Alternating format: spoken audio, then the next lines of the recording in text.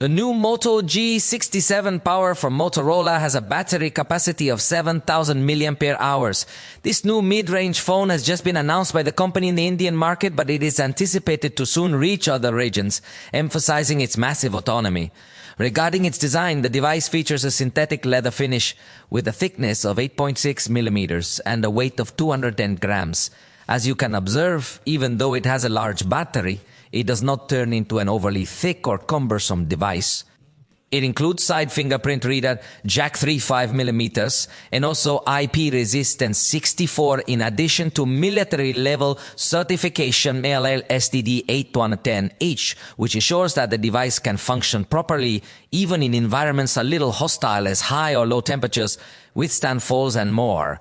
Its display has a 6.7-inch LCD panel with full HD resolution, to be exact 2400 x 1080 pixels, and its refresh rate is 120 Hz. This screen is safeguarded by Corning Gorilla Glass 7i and features a technology known as AquaTalk. This technology enables the screen to continue recognizing touches even when it is slightly wet, for instance, when you're using it in the rain. The audio is managed by stereo speakers equipped with Dolby Atmos, so it performs excellently in this aspect, even if the display might not be exceptional. The front camera is 32 megapixels with f2.2 aperture and fixed focus. The rear has dual cameras. A Sony LYT600 and 50 megapixels main sensor with f1.8 aperture and an 8 megapixels ultra wide angle camera with f2.2 aperture.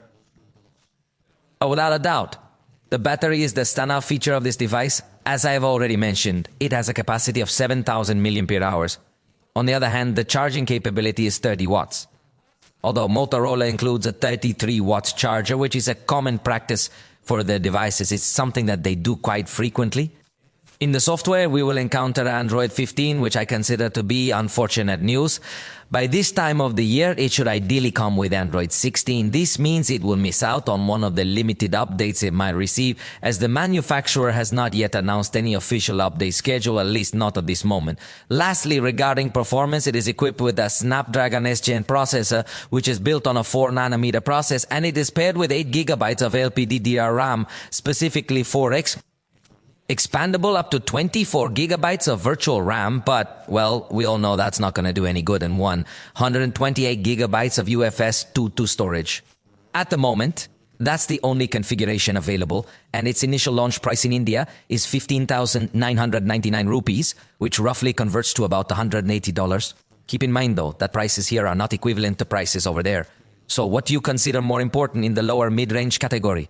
Would you rather have a battery of this size, or would you opt for a more powerful processor instead?